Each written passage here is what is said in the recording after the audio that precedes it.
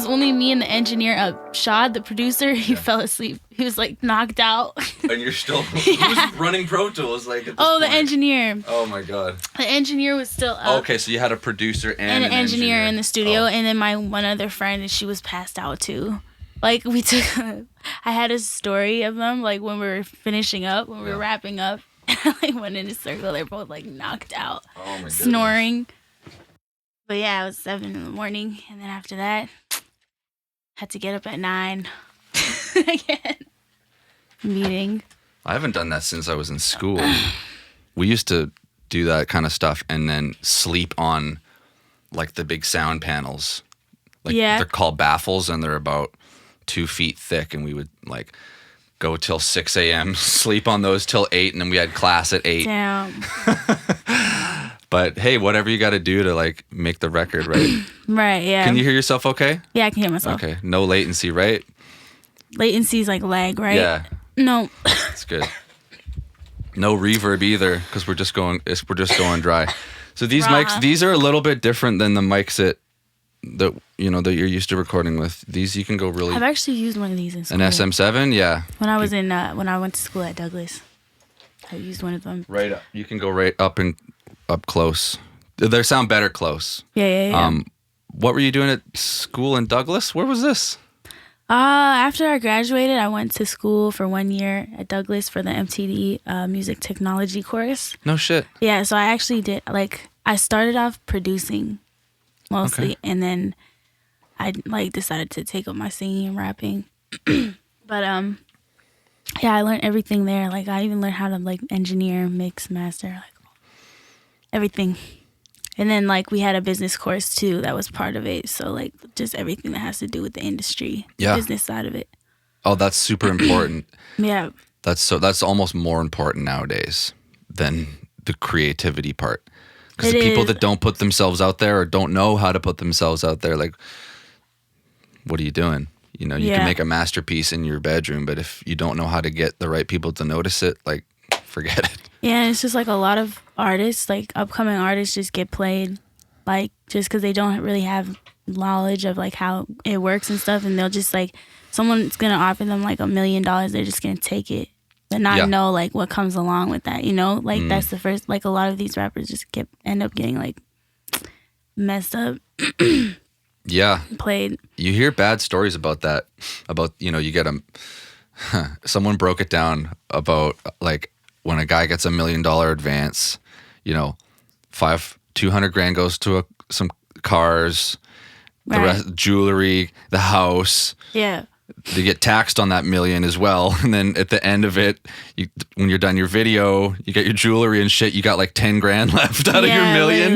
Yeah. And then the label's knocking at your door, hey, you owe us a certain percent of that 10 grand. Yeah, and they're expecting you to put the music out, be in the studio, finish the album, and it's do 7 mixtapes in 6 months. So the pressure is on. It might seem glamorous to get that big check in the beginning, but depending on your lifestyle and depending on what deal, what they're offering, it all depends. Yeah. If it's a independent or a bigger label or however much of a cut they want to take, and they want to include their own people in it, and then they got to pay them. Yeah, and if you still have creative freedom with the music that you're making, or do they want people writing your songs, and there's so much that has to do with it too. That's why I just want to stay independent. If I'm doing if I'm signing any type of deal, it's gonna be a partnership deal. Okay. Under another artist, a co-sign or something. For their label or something like that. Yeah. But I'm not down to sign to Universal, no big labels. I don't know about all that. Because then they also a lot of the times want you to go mainstream too. And I'm not really down for all that. Yeah. And they want to mold you into something that maybe you're not, that, you were one way. You had your own style that kind of got you there in the first place, and then the label puts expectations on you to be actually, you're going to be this person. Actually, you were red, but now you're purple. Right. Have fun being purple. It's like the Cheetah Girls. I just watched the first Cheetah Girls. I watched it. I don't know what that is. Is that a new show or? No. Oh God, I'm sorry. It's a show from back in the day, yeah, like early 2000s. I watched it when I was young, but I didn't really remember it, so I rewatched it this time, and it's like they're being sold this like glamorous dream or whatever. It's a group of girls, like a girl group, singers. Yeah. And then like this really famous guy comes up to them. He's like, yo, or he's like, I want you guys to work with me in my business or whatever for this label. And then they're like, yeah, oh my God, we're going to be famous. And they get a bunch of money. And then they're like buying new clothes and like buying all this stuff. And then they have a meeting like in the studio. And then all of a sudden they want these girls to be like singers for like children rhyme. Oh my God. Yeah. You know, No. like, and they're like for like kids all around the world. And they got to like wear animal costumes and like do all this stuff. And it's just like they walked out of it after that. But it's like, yeah, they're like, hell no. Yeah. Like, what have we gotten ourselves into? Yeah, like, hell no. Sometimes, man, can't trust the industry. Oh no, they're gonna take you for a ride. Yeah, Cheetah Girls. Cheetah Girls. Go watch it. Yeah. Oh my God. I'm gonna watch the second one tonight. Gonna rewatch it.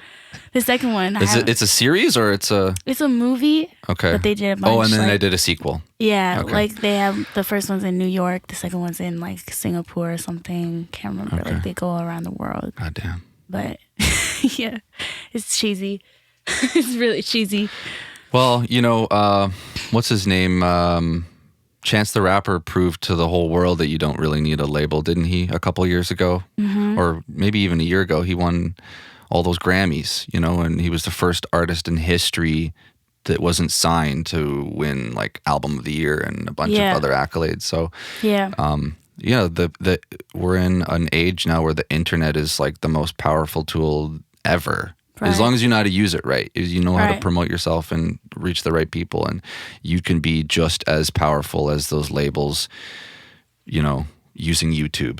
Yeah. You know, or you know, a lot of the biggest podcasts in the world get more listeners than CNN and Fox and shit, like on a regular basis. They really do. Yeah. And it's weird, and doing that, you don't have to have a producer. You don't have to have someone in your earpiece telling you what you can and can't say, and have to have our sponsors now and our commercial breaks and stuff. And it's just like, it's a really fun time to be alive for creative people. Yeah, for sure. Yeah. So you were in LA recently. We never got to talk about that. So in the summer, we finished your EP, Rude Awakening. Yeah. And then you took off for a little bit. Yeah. And I just got to hear something that you worked on while you were there. I don't know if we're allowed to talk about it. Are we? Yeah, we can okay, talk about we're it. going to talk about it. So a really, really fire new single with a producer that you met while you were there. Mm-hmm. And before the show started, you were telling me a little bit of behind the scenes of ridiculous hours and things like that in the studio. A lot of hours that were put in. No, LA was great. I think it was just really like an eye opener for me as well. Just like, I don't know, but it was motivating being there, you know, and just putting all the hours in, having access to a studio 24 hours a day, meeting new artists, like literally walking down the street to go get some milk and like meeting a DJ or like promoter or artist or someone. Like LA is just so dope, and I would recommend to anyone who's coming up to like go there just for a bit and just meet people, network. Totally. Like literally my Uber drivers, like half my Uber drivers were like musicians. Wow. I met this one guy, he drove me one time. He was like older, probably in his 60s or something, and he was telling me he was working with Earth, Wind & Fire. Like, no way. Yeah, on a new album. But they have been like working with him for years. Like he did some like backup vocals for them back in the day and stuff. And it's just like crazy how you can meet people like that. Yeah. Anywhere. Holy. In LA. They've got to be they're everywhere. Right? Yeah, like think of everything everywhere. that's happened in that city, and it's just all the different industries, the film industry, the porn industry, the music industry. Like there's so many people with power and money everywhere you go. Yeah. Like, oh, that's really cool. So it was good. And then I met like a bunch of people who work with different artists from different labels. They're actually like lawyers, Okay. and they work in law for artists from like Atlantic and Interscope. And yeah, so now they're part of my team. Yeah. And like when I'm over here in Vancouver, like they're still doing work for me over there in LA. That's incredible. Yeah, so they've been really helping me just like build my brand. Yeah. And Yeah. be a little more official, giving me like tips here and there how I can be more like professional. And so yeah, it's been great. It's been dope. See, this is good. These are the types of stories I wanted to hear, and these are the types of stories that I'm hoping, like with this podcast and with this show, that people that are, have never been in a studio and are thinking about, they just sing for their friends and their family, but they're like, I can do this. I want to be an artist, but they don't know the correct avenue. They don't know the path they need to take. So these are the types of, pointers and things that are really important, that are powerful to share with people, So where were you staying when you were there? I was staying with a few friends. I moved around a couple times just because when you stay with a lot of people and it's like a lot of people in one place, sometimes it gets overwhelming. You gotta like switch it up. If you're in it was like a big dorm house or something, pretty much party every night. Pretty much like a bunch of university students, college students, my friends, in just like a 1-bedroom or 2-bedroom place, like 6 of us. And you're already in the studio until 7. Yeah. And then you got to come home to that and try and sleep. Yeah. So it's like, obviously, like I had to move around a few times, but I met a lot of dope people who were able to let me stay with them. So it was good. Yeah. I figured it out. I didn't really have any plan. Like I knew I could stay with this one person, but I didn't know how long. Okay. And then at one point I was going to come back home because I didn't have another place to stay. So I was kind of just like playing it by ear the whole time. Yeah. But yeah. That's kind of the fun, the fun part of it too, right? Like not going there totally with a plan. And because ultimately you're going there to learn and to absorb stuff. So it's kind of like, people that like to go backpacking and just, we'll see where it takes me. Yeah, I'm kind of just like, as long as I got the flight, let's go. I got the flight, and I got a way of getting home. I didn't have no way of getting home. Not even at that point. Okay. Really? Had to call my mom. You're like, I'm going there. Had to call my mom and just tell her to help me out at the end. Because, man, you spend a lot of money too, and you don't realize that shit either. Because it's like, when you're elsewhere outside of like home and stuff, like it's like all of a sudden you're a millionaire. You know what I'm saying? Like, I can't explain it, but like, no, I know when you go like, traveling, you think you can just like spend as much money, like Uber here, Uber there, like eat out. Oh, they want to go eat out at this place. I'm gonna go. Like, you go to like the mall and you see stores that you've never seen before, and you want to just like drop all your money there. Like all of a sudden, just like you're not at home, so it doesn't feel like, I don't know, you're broke. You're in a new place. I don't know. You're in a new place. There's new food. There's new people, like you said, new clothing, and it's like it's tempting to like try all these things. Yeah, it's like you don't have to think like YOLO. You know what I'm saying? You're just going with the flow. Yeah. And so I did spend a lot of money. Next time though, now I know like Uber actually run, like you can run it up with Uber and Lyft and all that. Like that's the main thing, transportation. Totally. But then again, driving is so annoying in LA because it's just like always traffic. Always, I mean that's what you hear everywhere. over and over and over, right? Like, the traffic there is so bad. Like one day, it took us like 4 hours to get to Venice Beach from West Hollywood. When if it was like 2 a.m., no traffic, it would take us like 30 minutes. So you could have walked there in less time. Yeah, probably in like 2 hours. Ubers, though, that's the one thing we don't have yet. I use that car to go all the time to get to and from the studio. Oh, really? In Vancouver. Yeah, shit. I have a membership with that. Wow. People are always saying like, oh, I can't wait till we get Uber in Vancouver. But for me, it's like, hey, we already have it. Like we got Evo and Car to Go, and it's like, I go from here. If I have a session, it's $5 to get to 2-track. Oh wow! Whereas like a taxi in the middle of the day would be like $13. So it's like I get there and back for the same price as one cab. So I like it. It's great, and they're all over the place. You just get a little app on your phone. It tells you where and there's a map, and there are little blue dots all over the place. Okay. And if you're I've feeling, never tried that, but I need to.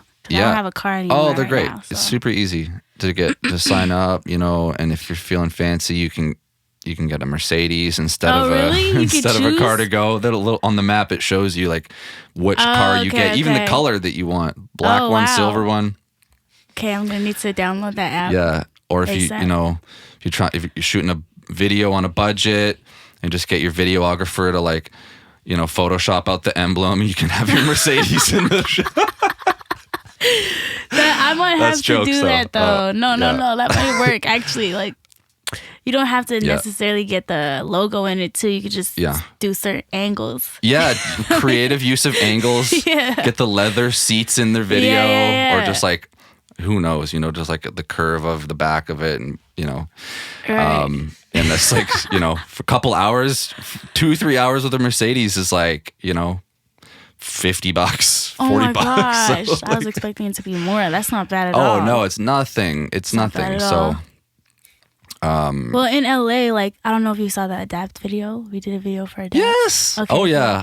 Yeah. We actually had a friend who rents out luxury cars in Hollywood, and they had all kinds of crazy cars. And he, like, I asked him for like a range. I was like, just give me like whatever you want, like a range, because it was free, right? And then he pulled up with that McLaren, like 2018, brand new, and I was like, damn. Okay. Holy, like, yeah. I was like, okay, this is lit. Yeah. So in LA, like, it's easy to meet people like that, actually, with nice cars. Everyone there is always around, like Lamborghini, McLarens and stuff. It's everywhere there. So, but yeah, here might need to do that car to go idea. Yeah, until they upgrade past the Mercedes. Yeah. That's cool though. That video turned out so good. That song was one of my favorites from the project as well. But then when I found out you're doing a video for it too, I was so happy, and it turned out incredible. It looked like you guys had a lot of fun doing it as well. Yeah, it was dope. It was a lot of fun. It was very last minute. We didn't have any idea what we were doing for concept. We just kind of like took the camera out. Went in there. We just got the car. We didn't know where we were going to take the car, but then we were driving down, I think it was like La Cienega Boulevard or something, and we just saw that car wash right there, and it matched my dress. So I was like, wow, let's go shoot right there. Wow. So it worked out. It was dope. Yeah, it was dope. Yeah, just more spur of the moment stories from LA, right? Yeah, shoot. I really had no plans when I was there. Wow. What would be like the biggest thing that you took away from that whole trip? The biggest like learning lesson or experience, like if you had to sum it up? I think that it's so easy to make it if you know people, and like, cause like, and like, you can easily meet celebrities and stuff like that, and like people like industry people if you just kind of put yourself out there. Yeah. Yeah, and like people are regular. I don't know, a lot of people like groupies and stuff like that, and just like random people, they think like artists are just like, oh my god, gods and stuff like that. But when you meet them in person, man, you can just be chill, like be yourself. Yeah. Be regular. Yeah. Be authentic. Yeah, right. Because when the lights get turned off and the cameras aren't filming and the mic is off, like all these artists and these fabulous people that we see as gods, like you said, like they still have to eat and buy groceries and have bills, and they're people at the end of the day, right? Like they're human beings at the end of the day. So that's, it kind of just taught me how to like, just to stay authentic and just be myself. Cool. Like it gave me like, I built my confidence up a lot. Yeah. Just because like meeting people and just like talking to people. Like for example, I got the chance to meet Melly. I don't know if you heard of him. YNW Melly. I don't think so. But he just got locked up right now. So okay. he just got locked up. But free he's Melly. Like, free Melly.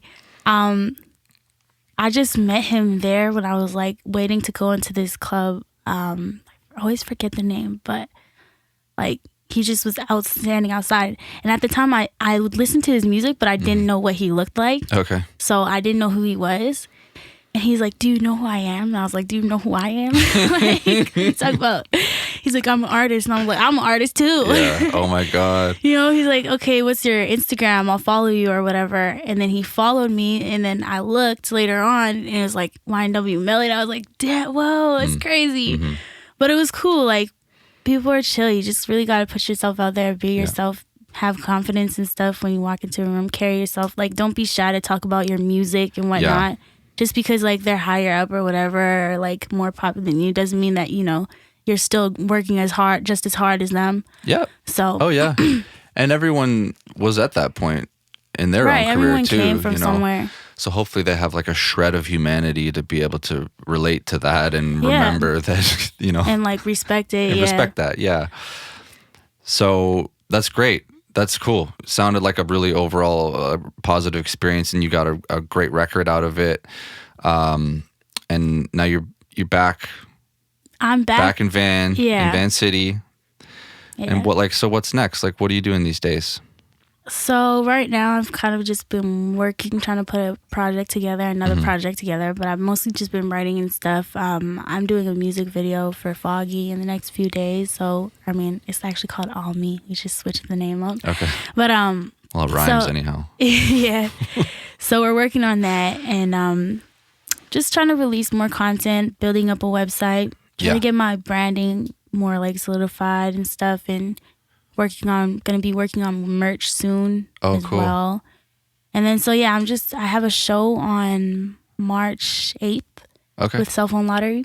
Okay, nice. And then after that, I'm gonna be going to Philly, East Coast, and New York for a little bit. Oh, all the way to the East Coast. Tap in on that side. Great. For a bit, yeah. Great. A few weeks or I don't know how long. I never know. Until you gotta call mom. Yeah, pretty much. So I gotta call mom. Yeah. So, but you'll be better this time around, right? Yeah. You've learned your lesson. You've learned your LA lessons, so you'll be better this time. You'll be smarter. This time I actually have like a solid place to stay at. That's great. Too. I don't have to like be panicking and stressed out about that. But yeah, no, I have a friend from New York who I've known for a long time, and he's like friends with A&Rs and like producers. Like he's always in the studio. Fantastic. He's doing background work and just like he's a plug for sure. Yeah. Over in New York, so I'm gonna link up with him and get it popping. Good. See what happens. Try and get some shows there, maybe, or I'm trying to do some hostings. I can do hostings in Philly for sure, because like I know my good friend that lives over there. She is friends with like one of the biggest DJs, one of the most popping clubs, and like she's already talking to him about me doing a hosting. He was down, so I'm gonna do a few hostings. As far as shows go, I'm just gonna go over there and try to see if I can just like find out how it works. I don't know how that works. Like here is like, you know, we have Timber, Blueprint and stuff, and like talent bookers that work for those companies. I don't know like what the situation is on that side, so I'm just gonna go and see how things play out. Good for you. I'm rooting for you. Thank you. Thank you. That word you were using, hosting. I'm not familiar with that. So what does that mean? So it's like pretty much like there's a night at the club, and then they have like a special guest DJ or a special guest person. Like, for example, do you know that Night Ruts re-up that happens here on Wednesdays? Yeah, I've heard of that. So sometimes they'll have like a guest artist, or like they had the Claremont Twins. They came down here for that. Tommy Genesis, she did a night with them. It's something like that. It's like you're just like you're doing like a night. You're hosting. They're still playing like music. You're not really performing.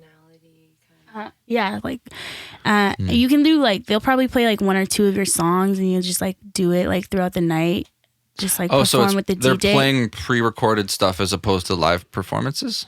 No. Oh yeah. They'll play your song, and like you're not really like, I can't really explain it. It's not like you're gonna like there's a stage and you're like on stage or anything. You're kind of just chilling with the DJs, just there. But it's a party and people are coming and buying drinks still. Yeah. It's a fun night. Yeah, and like people know, or people see your name on the flyer and whatnot. So it's just good promo. Right, it's just, right. Yeah. And networking and your name next to other big names and all that good stuff. Yeah.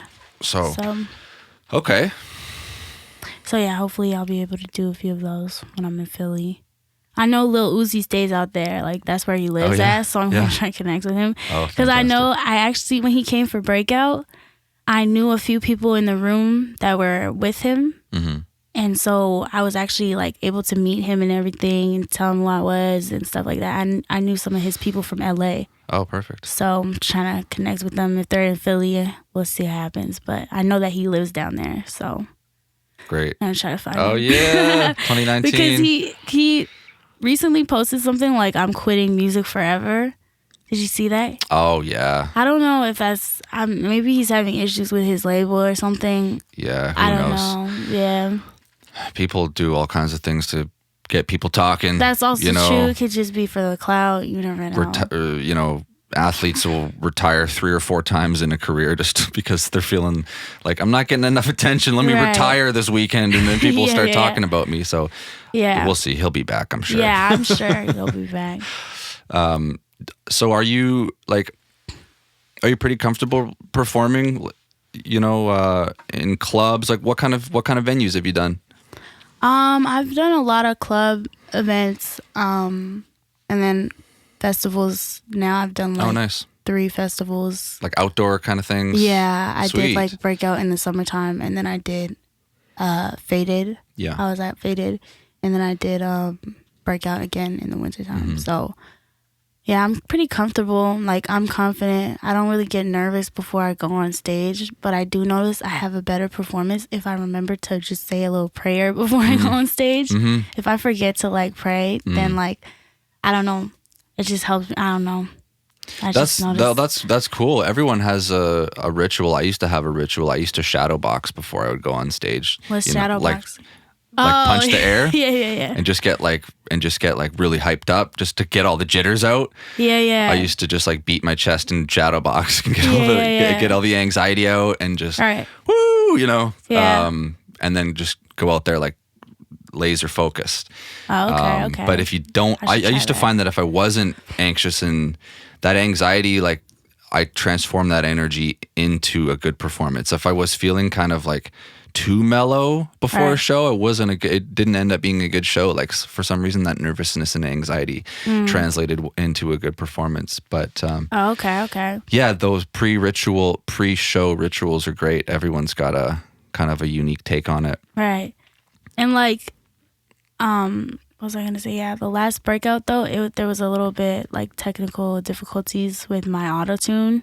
Okay. So it was kind of hard. Like that was my first experience having a show kind of like fall apart in the beginning and having to just like pick up halfway through and just like make sure I kill it for the last 3 songs. Oh wow, yeah. Because like the first 3 songs, the auto-tune was still on the mic from the performance before they I hadn't went on changed stage. the key? Yeah, the key wasn't changed.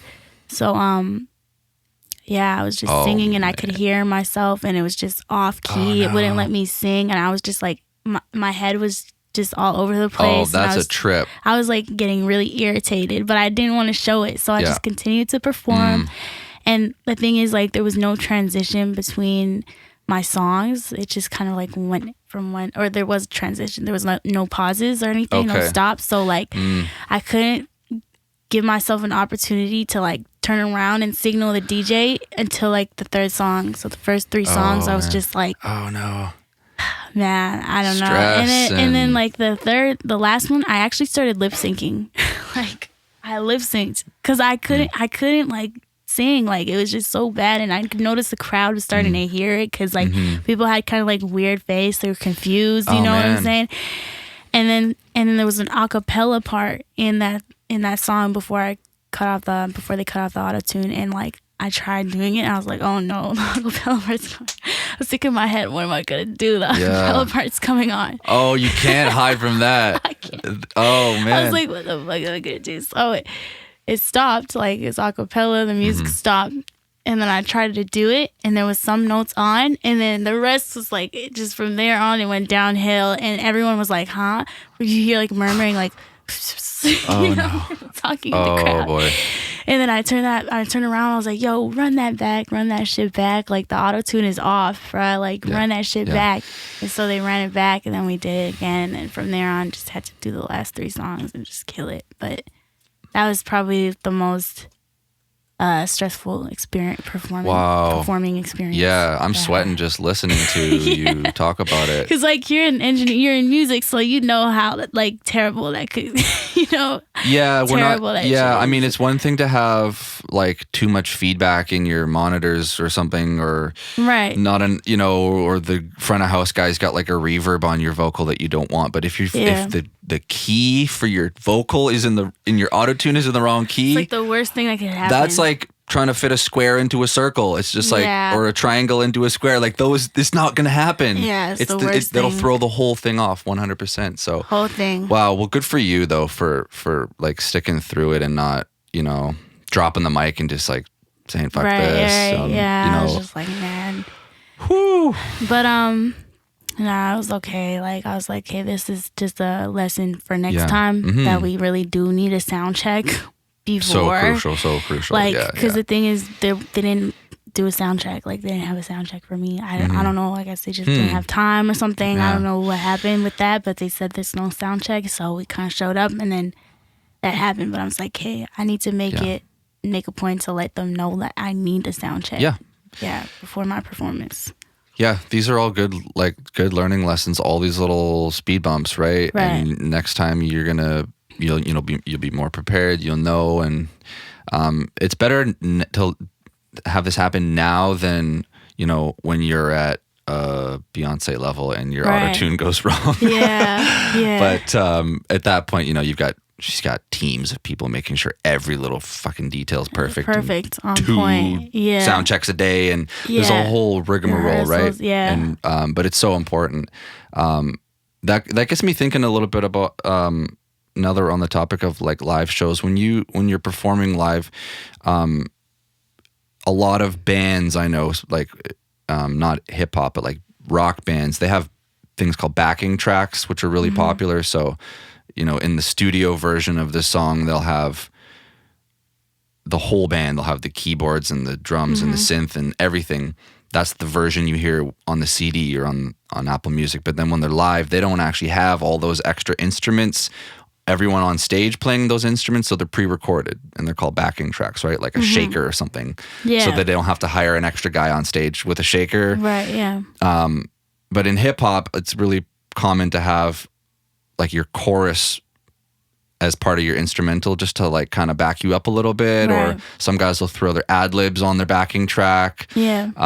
Do you have a preference for when you do shows, like how you like to have, or are you just like a raw instrumental when you do a performance? When I do a performance, I usually have my vocals in the back as well.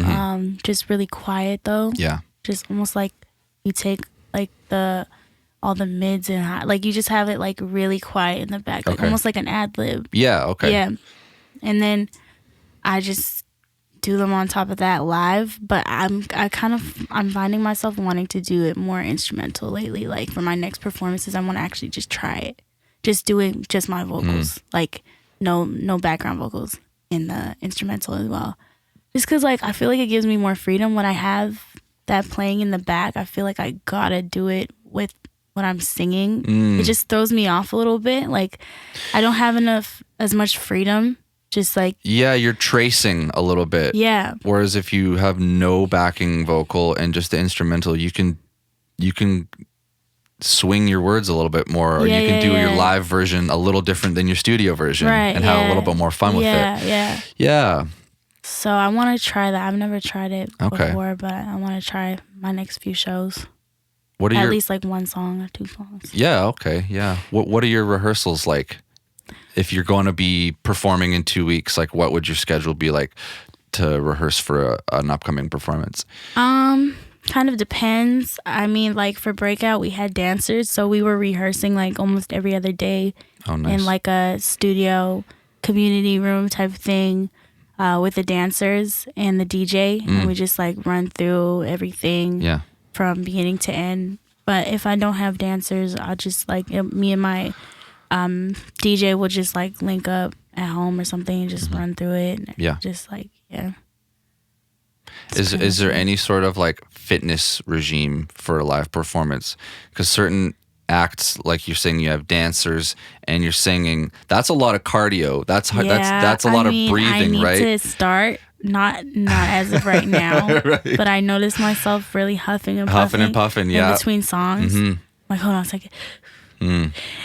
It's tough work, right? But also, it's training too. Like, you have to train yourself to put equal amounts of energy into both things, not give one more energy than the other. Like dancing more energy than singing. Right. You kind of have to do both, like half-ass and meet in the middle. You know what I'm saying? Okay, yeah.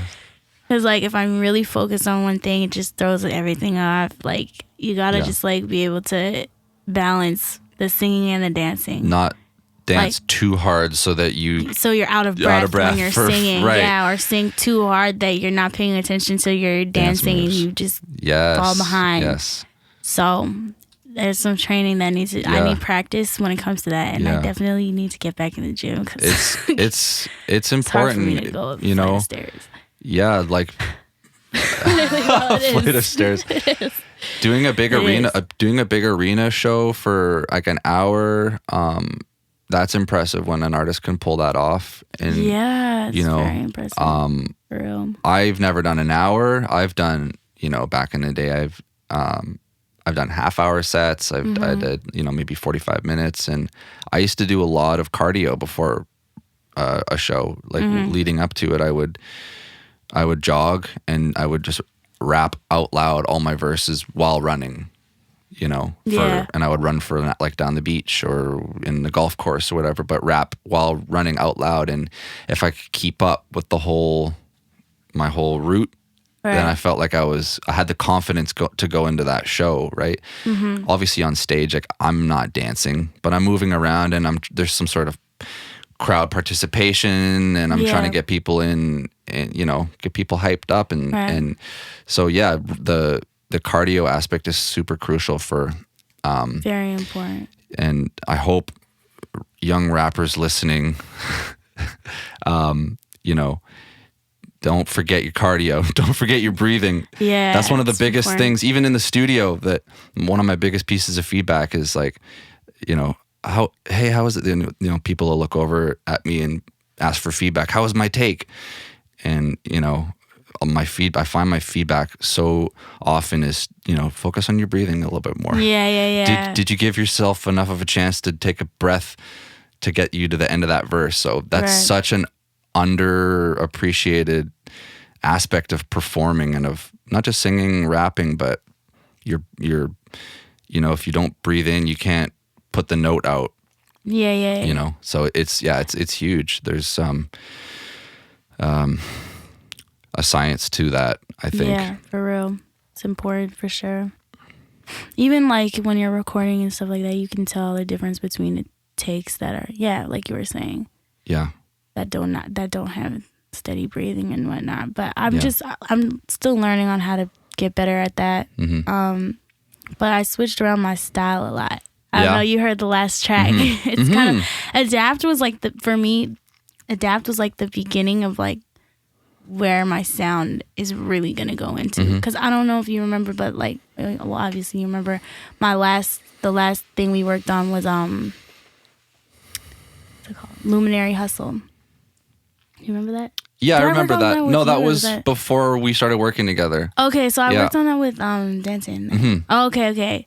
Yeah, it was kind of all over the place type of mixtape. Like every song was different. I wanted to try like rapping with less auto-tune on harder beats. And then in some songs I was singing more, so I was still kind of trying to figure out my sound.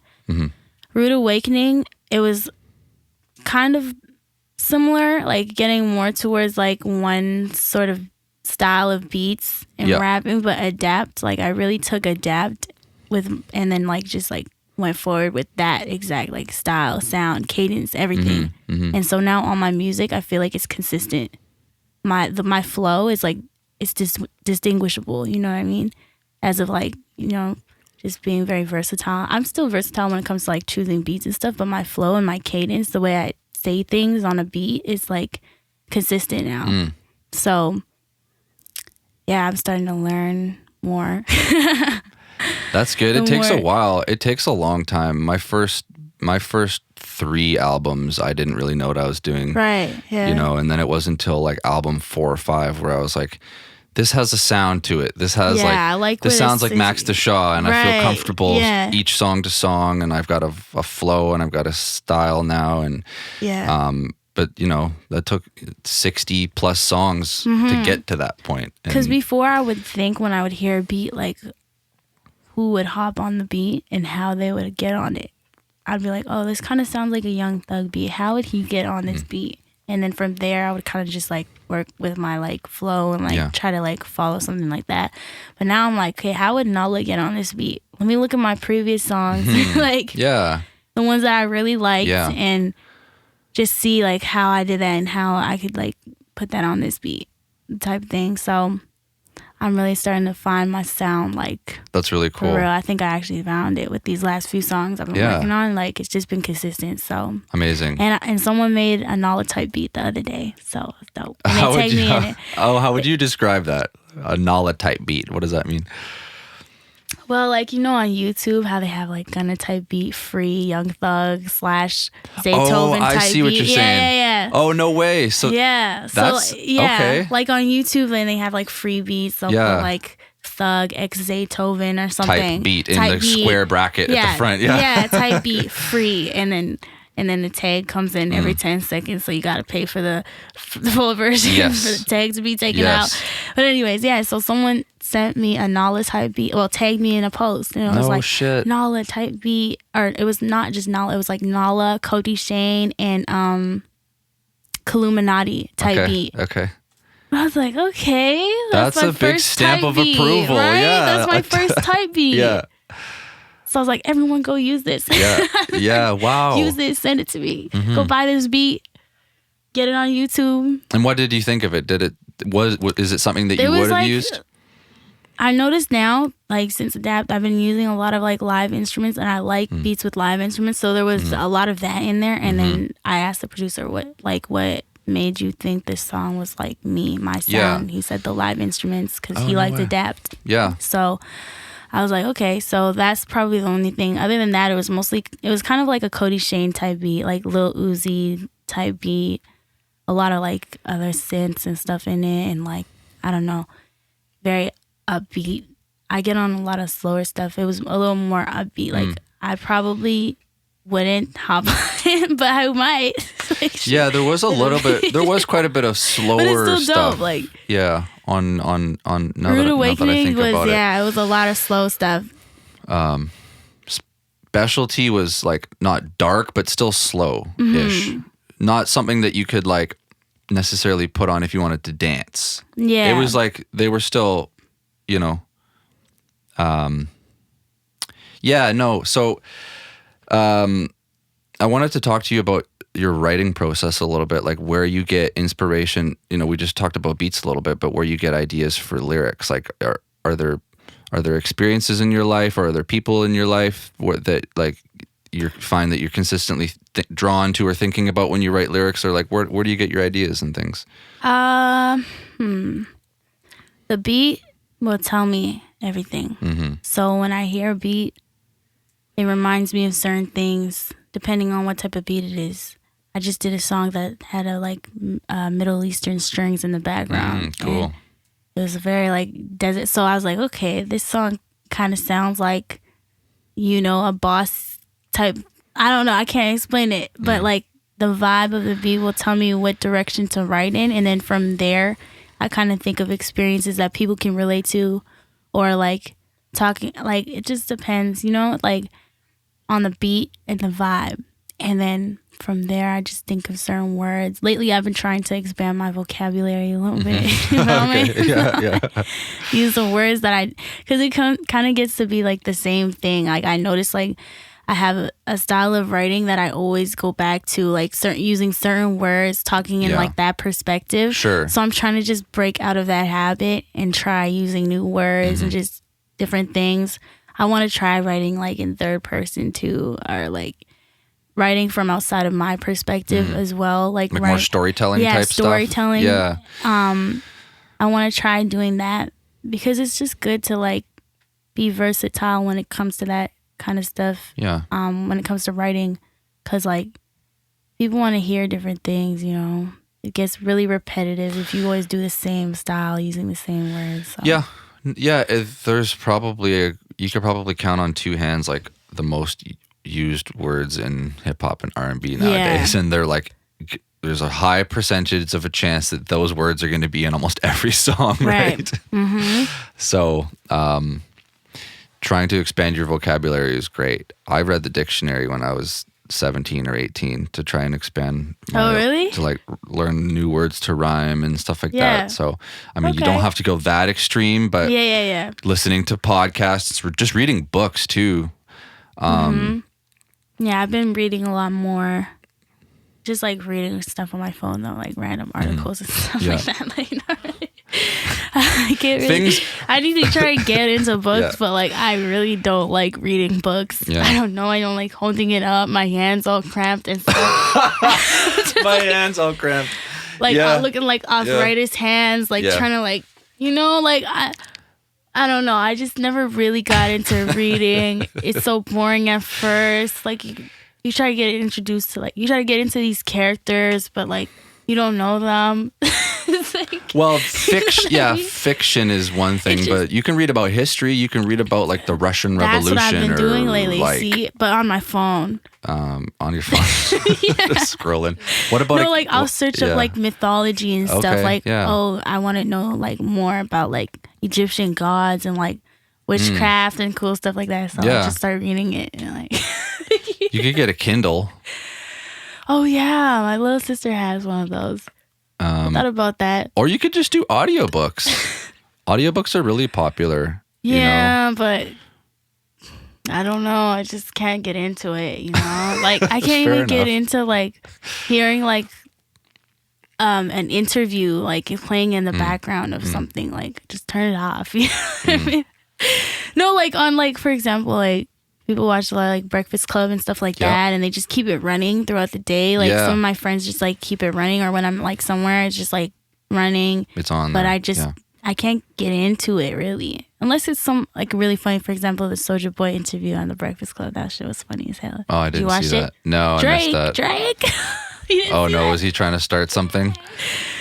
Charlamagne was saying how Drake was the hottest rapper in the world. Yeah, and then Soulja Boy was trying to say that he had the hardest comeback of 2018 and he put Drake on. So he was like, Drake. He's like, the guy who wants to hide his kid from the world, but the world wants to hide from the kid. It was funny as hell. You gotta watch it. Okay. Soulja Boy's hilarious. He should be a comedian. Some people are multi-talented. The guys at the studio are always watching that. The video guys. Every time I go in the back and they're editing interviews, they're editing their videos and or editing photo shoots. They've always got the Breakfast Club on the TV, just like in very low volume, but it's always on. I always see that sometimes show. I can get into it, like if I'm actually interested in the artist or like really watching it. But I don't know. My mind's just like way too all over the place for books, and like I try to get into a book, but I really can't. Like I just have the urge to go look at my phone for a second. Me like, too. Do something Me else. too. I don't know. Some video games. I don't know. Yeah. Listen to some music. I've been over the years, like people have bought me so many books, and they're in a stack in my hallway. And there's maybe 3 or 4 books ever that I've read start to finish, and they did have an impact on me. But for the most part, like I don't know, you can't really like tell someone what they like and don't like. Right. Me too. Like for me personally, like I'm more drawn, like the ways I spend my time. I'm gonna go to the gym, or I'm gonna play video games. Like I just have so much time in the day, and I'm gonna do the things that I like to do. Yeah. So yeah, I feel that. I feel that. The new video for, what's the On Me? On Me, yeah, because you said the name changed for that one. Yeah, it's On So Me. are you guys doing that in Vancouver or? Yeah, we're doing it here. You are? Okay. Yeah, we're doing it here. It's my first time working with him, but it's a videographer or a director named Peter Faint, and he also does video editing. Nice. And he has a friend who's like filming it, who's shooting it whatever, and he came up with the whole treatment. Like it seems like he's experienced, or he knows what he's doing. He's organized, professional. So it's good. We're gonna see how it goes. I'm just glad, because he really wanted to do this video. So I was like, that'd be dope, because it's been a while since I've released a video. Adapt was the last one back in November. Yeah. So I kind of want to keep it consistent anyways with like the content that I'm putting out. It's videos. important. Consistency is super important. Yeah. So the video, is that something when you get a video done like that? I know you said Adapt was kind of spur of the moment at the car wash and all that, but for this, in this scenario, sounds like there's a good level of production happening. There's a few different people involved. Do you go to a team like that with an idea for a video, or do you hire someone to come up with a creative like storyboard for the video? Well, for All Me, I didn't I kind of had a few ideas that I let him know, and he worked with that, but he kind of just took the wheel for the whole creative direction of it. I just let him know, because I wasn't really thinking about doing a video until he came and approached me. Let's do a video. So I was like, okay, well, this song reminds me of this, and this is what I think about when I hear the song, or when I was writing it, this is what I was thinking about. And so he kind of just took that and created a whole thing, came up with the locations and everything. Oh, great. But there's some songs though that I know what I want. For example, there's a song, the Middle Eastern one. I already got the video ideas down pat, what exactly I want to do, what colors I see, how I want it to look, everything, what type of car I want to be in the video, the location. I already have it down pat. So just about making it happen and working with people who are down for the same ideas.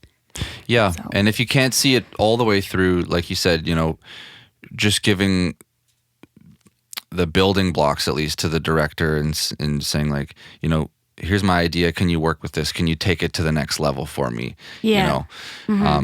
Just like you would with a producer in the studio, this is my sound, but then see how they can shape it and put some spice on it and turn it into a record at the end of the day. So that's why it's it's so important. I'm sure there are some people, but nobody wants to have to do all of those things. There's just not enough time in the day to write your lyrics, mix it, do your video. Hopefully you've got the right person for the right job, and then when everyone comes together, you can do something really special. It is important to know how to do most of those things though, because people try to play you, really don't trust anyone that you don't know, and in the industry you're going to be working with a lot of new people, right? Yes. So it's just good to have background knowledge of those things, so you know what you're talking about when you're hiring a person, they're working for you. Yes. You know what you're talking about, you know what I mean? So that's a really one thing I have learned, actually. You want to be able to at least speak the same language so that they don't walk over you or they don't take it in a totally different direction. You want to still be able to keep an eye on it, but not have to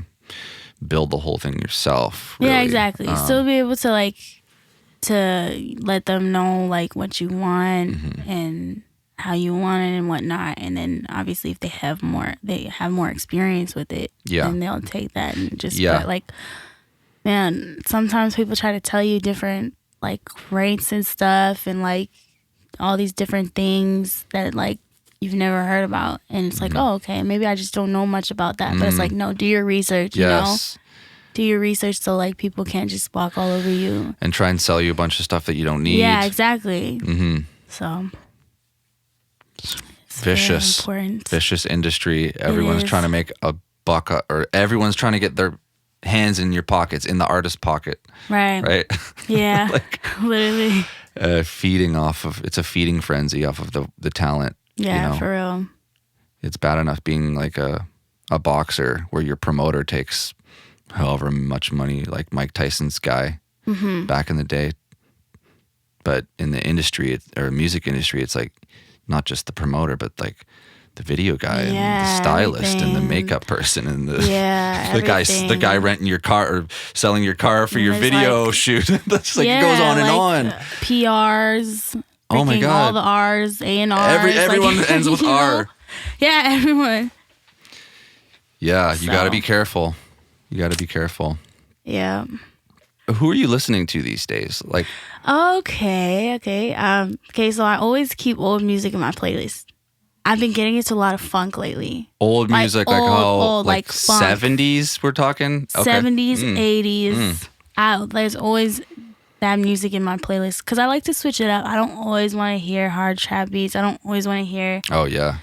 Sometimes I just like to listen to different types of music. Like, I like to listen to a lot of soul, reggae. So, who are some of your favorite soul and reggae people that are on your playlist?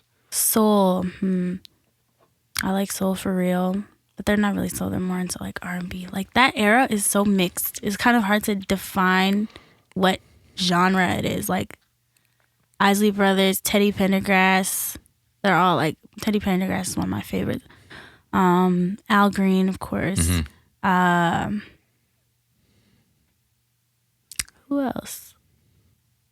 Yeah, those are pretty much the ones that always stay in my playlist. Aren't we lucky now, with like Spotify and Apple Music that we can, like, everything ever is at our fingertips. There, yeah.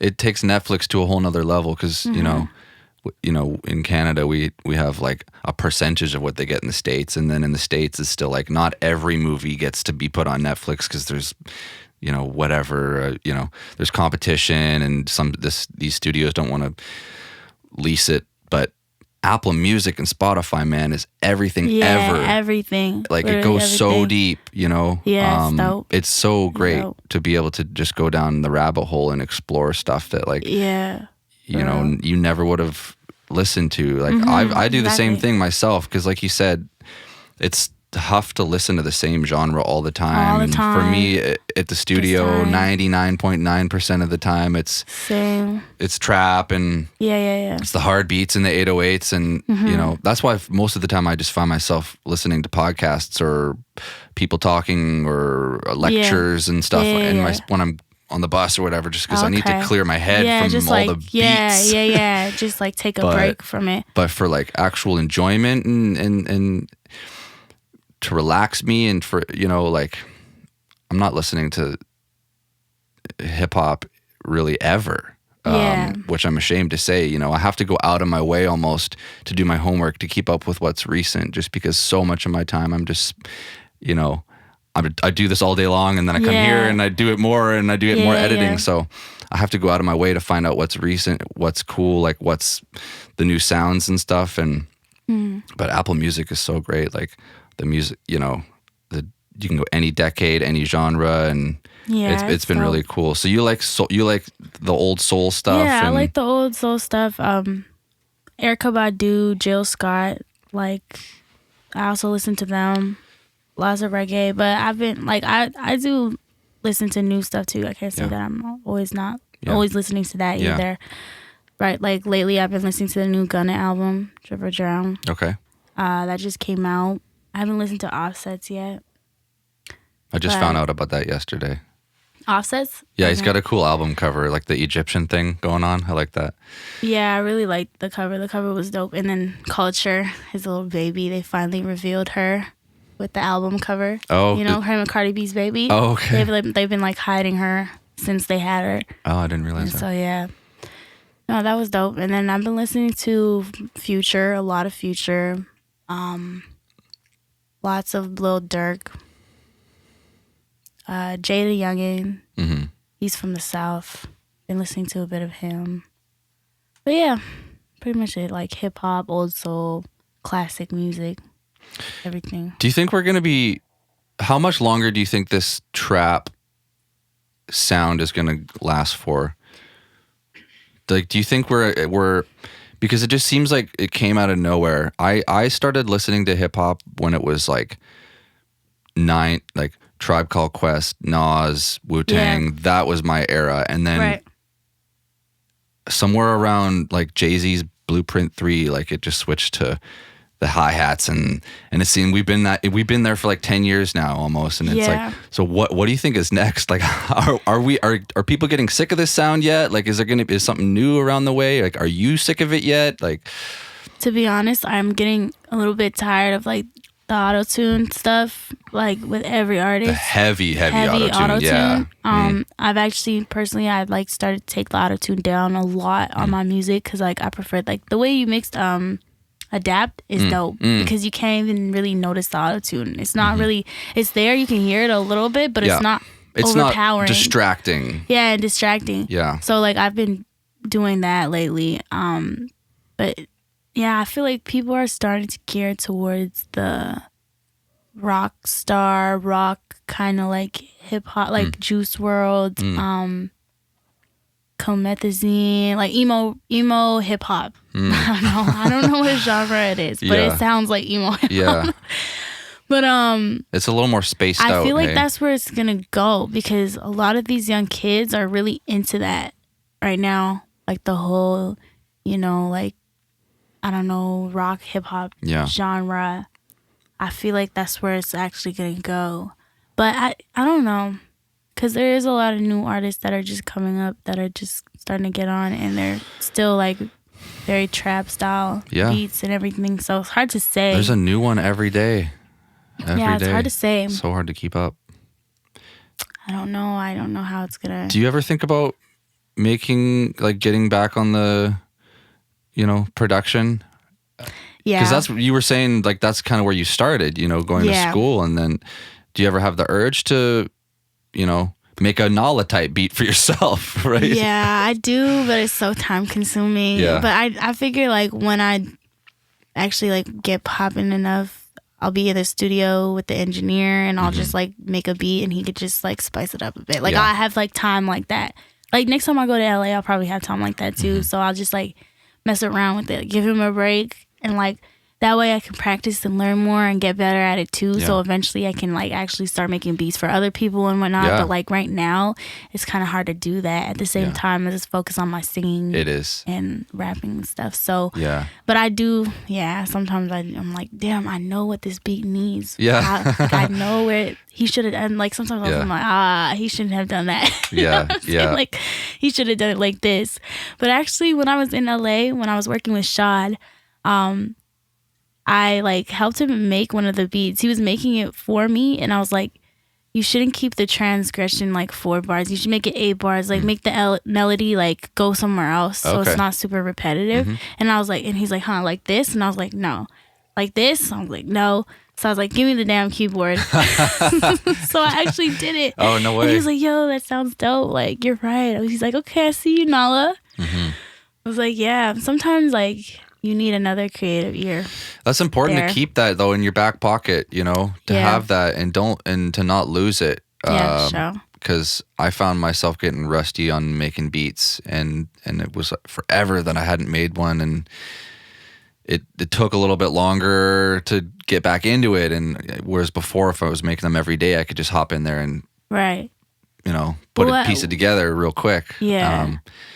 So having that skill is huge, and being able to not coach, but kind of if you are in the studio with a producer that you can help them take it in the direction that you want to because like we were saying before, you can kind of speak that language still and understand the beat making and production part.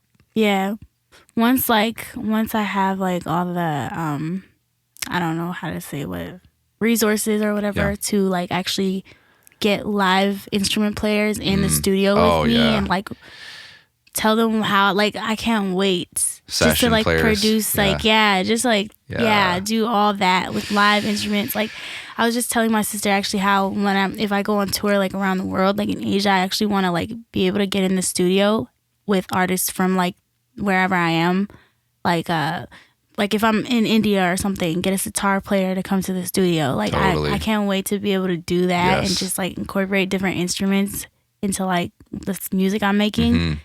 Yeah, and totally make a record from scratch like they used to. Like the Beatles and those guys did, or where it's not a drum sample. You're literally smacking something with a piece of wood and then that's your snare. Yeah. Like you building every sound from scratch. Every sound, yeah. And you got your it's not a synthesized bass. You bring in a dude that knows how to play that instrument and mic him up or plug him in, and you can make like a record from scratch. Like Right. Yeah. I've always wanted to do that too. It's so much fun. I've been recently working with a guy who's he was on the show last time, named Tenzin, and he's cool. He kind of plays all the instruments himself. So I'm helping him record the vocals, but also he plays the acoustic. And then when that's done, we plug, DI, and then he lays down the bass line, and he does everything. And then we sit here together, and he plays his drum patterns, and then we sit and we like put a synth behind it. But this man is everything. He's playing every instrument you hear. It's him. It's really cool. Dope. But the best part of that for me was the live instruments. It's not every day that I get to mic up an acoustic guitar, because I'm always recording singers and rappers, so it's so much fun. It's for a new instrument, new sounds to listen to. Right. Yeah. And the live bass, and it's just so great. Like there's just such a vibe that you get from live instruments that you just can't. There's like a life to it. Yeah. There's an energy to it that you don't get from, having every like person who plays instruments, they have their own style too. Yes. And that's so dope to see that. Oh man. Their style of playing that instrument. So like it's dope. Yeah.